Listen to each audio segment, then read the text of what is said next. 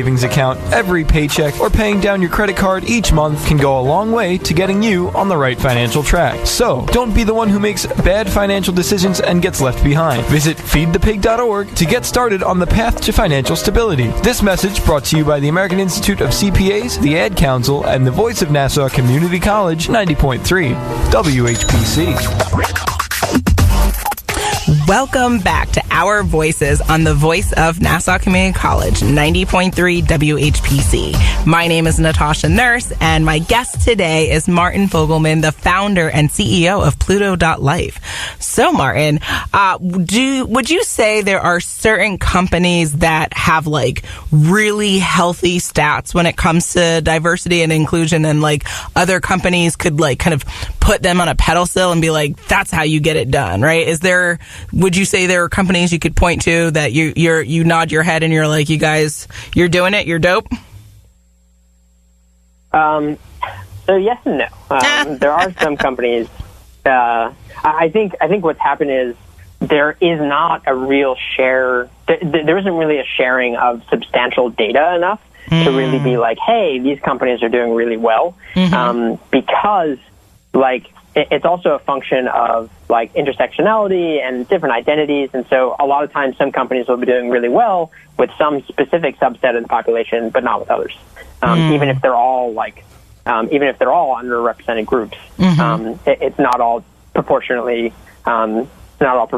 inclusive or diverse. One thing that I can say is, of course, there have been some really dope moments, right? Like when Disney comes out, right, and like cancels those and you're like, oh, that's so dope. And then like when they put money behind like Black Panther, you're like, this is awesome. Yes. And so like Disney in my book seems pretty awesome right now. But in terms of actual data to back that up, I don't really know. And because I don't think anyone really can know until companies don't just publish traditional diversity metrics. They publish all their metrics. And they publish inclusion metrics as well as diversity. And that's a really important thing to do. Absolutely. And it's the idea that I think the companies who do it well are, the ones who have really big moves like that, like Disney and whatnot, but also companies that actually do share whatever data they do have and are honest about what their flaws are. That's a really big thing. And you actually like see it changing over time. It's not just like, hey, we have too many white males in our engineering department, and then just saying that every year, right? Like that's like obviously not constructive. Yeah.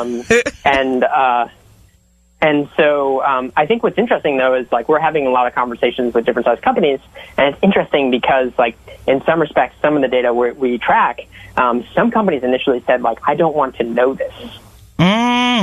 Interesting. And so that is one huge difference. If you can infer from actions the companies that want to know all the data they can, because that's just their stance, or companies that just want to know as little as possible. I think that's sort of getting that vibe is sort of the best chance that people have right now. We're currently there are some companies we're working with that actually might publish and be the world's first companies actually to publish their diversity and inclusion information using our platform. So I think maybe we'll have some more information on exactly what those kind of companies look like later on in the year. But I think that sort of dynamic between just even the cultural mindset, right? Of like, hey, is this something I want to like hide under the rug, or is this something I literally I want everyone to see so that I can build internal pressure so that we actually change this. Absolutely. And would you say, like, for people listening who are maybe trying to start a company or grow their company and they're, full on hiring, like, are there certain ratios or certain numbers or certain considerations or factors they need to think about? Just like a big picture wise, I know that's probably a bigger question, but just like, if you, is I don't know, is there a healthy ratio of like, if you have, in your HR department or each department, like, 4-to-1, or like, can diversity and inclusion be broken down that way, or no? It's like, explain that process, I guess. Yeah, well, I think it also depends on size. It's one big thing because, I mean, a lot of startups don't even have HR. That's true. That's very true. So like that's like a really interesting thing in and of itself. And the idea, I guess my number one advice for startup founders, or really anyone even joining a startup, is make sure they're actually talking about these things using data. And like actually trying to measure, like even considering how to go about measuring these things, because they don't get easier, right? Like, and it's one thing where like not asking. A lot of people are like, "Hey, I don't have time for this," and that's like a bigger industry issue in terms of like VCs like still really haven't told. They've like told portfolio companies that this matters to them and have had them sign pledges. But at the end of the day, there's no message that I'm not going to invest in you if you don't take these things seriously, which should be the case. Gotcha. Because like diversity inclusion is in the long-term interest. It's like a huge facet of the company's ability to scale. So it's a really big mistake for a lot of investors.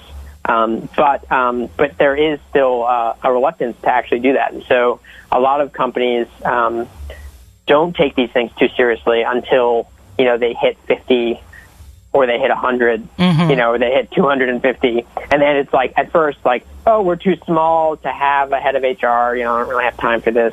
And then it's like, oh, we have a head of HR, but then I have a team. And then it's like, oh, we don't have a head of diversity and inclusion. Gotcha. It just sort of never ends. Just like a cycle of excuses, and I like to say, you can rationalize anything, right? Like, yeah, I'm too small. Oh, I'm too big. Like, it's right. There's just like, gotcha. Okay, you are listening to Our Voices on the Voice of Nassau Community College, 90.3 WHPC. My name is Natasha Nurse, and my guest today is Martin Fogelman, the founder and CEO of Pluto.Life. So, Martin, oh my gosh, I feel like I could ask you a million questions, but I also want everyone listening to learn more about you, like the founder, CEO, right? Like, you're really dope, right? So let's mix in some hardcore hitting questions, but like also some fun questions, okay? So like, before we continue with more knowledge, I just want to make sure if people are interested in learning more about Pluto.Life, wanting to work with you, what's the best way that they can reach you and learn more about the company? You can just go to Pluto.Life, LIFE. That's our website. Or you could on the page you can find contact us, or you can just find me on LinkedIn. Perfect. I love it. Okay. And are there certain things that you'd love to announce for like upcoming things that people should be on the lookout from Pluto.Life? Definitely be on the lookout for our first companies as part of our private beta to be publishing their diversity and inclusion statistics.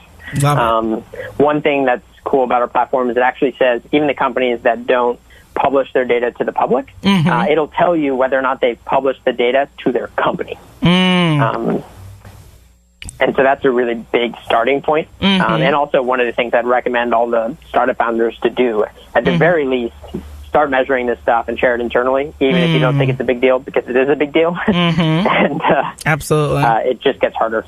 Absolutely. Okay. And for you, I want to share a little tidbit about you. What is, I guess, something that no one knows about you, so that we can get that off the table right there? Nobody knows about me. I don't know. It's sort of a meta question. I'm really bad at personal questions. I don't know. Everyone thinks I'm really nice, but I'm like really. I feel like I need tools like Pluto to make sure that I'm like not just that like cutthroat businessman I was when I was like 11. I don't know. I feel like that's the number one thing. Okay, that's a fun answer. I love it. Okay, what's a show that you're watching right now that you just can't get enough of? I did just watch Westworld. Oh, I don't know if I can't get enough of it, but like I am like an existentialist, I guess. And so like I had fun, like just like those quandaries of like existence and very and cool. like what it means to be yourself. Okay. Are you also a fan of Black Mirror or no? Not too much, yeah. And, I'm not too big of like a horror fan. And it's like, or just like, I guess not horror, but like, yeah, like I can only handle so much like negativity, I guess. But I guess like, yeah, I was fine with Westworld, so I don't know. Maybe I have to rethink that. Gotcha. But, gotcha. Okay. And what are my you? fiance likes Black Mirror. She likes. Okay, very nice. And what are you currently reading right now? I'm still waiting to read Hillary Clinton's What Happened. I bought it, but it's still too early for me, to be honest.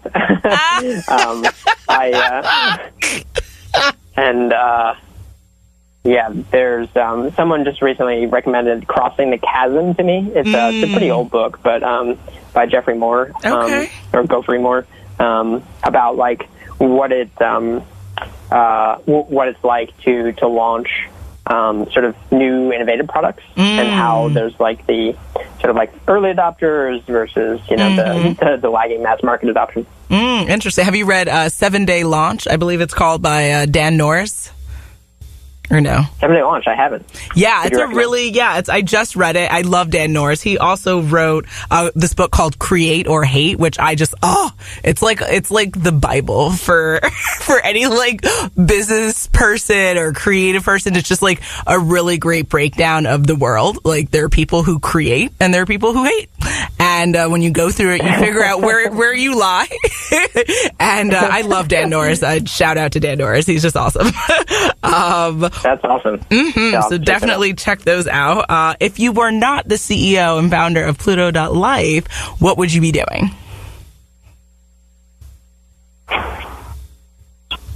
That's a hard question. I feel like I'd be the CEO and founder of a robotics company. That's sort of like... Gotcha. I guess my bucket list is just like other startups that I'd like to start. Oh, okay. That's probably like a horrible answer. No, listen, but, it's honesty, and that's what you're all about, honesty, transparency. So it's a perfect answer. I love it. Okay, and favorite place in the world?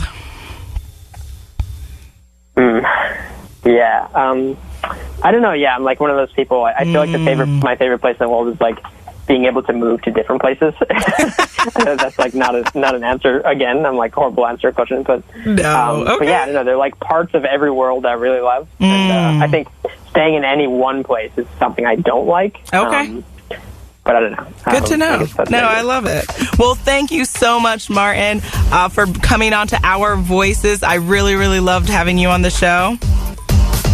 Thank you so much. Absolutely. Absolutely. And I know everyone found you, Martin Fogelman, the founder and CEO of Pluto.Life, very inspirational and educational. And I hope they enjoyed the conversation just as much as I did.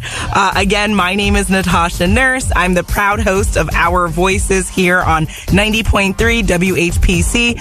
Our show's creative director is Rudy J. Breedy. Visit nccradio.org. That's www.nccradio.org for more information. This is going to be available as a podcast on iTunes, Android Podcasts, and Spreaker. Our Voices is powered by the Nassau Community College Foundation on the voice of Nassau Community College, 90.3 WHPC. Have a great day, and we'll see you soon.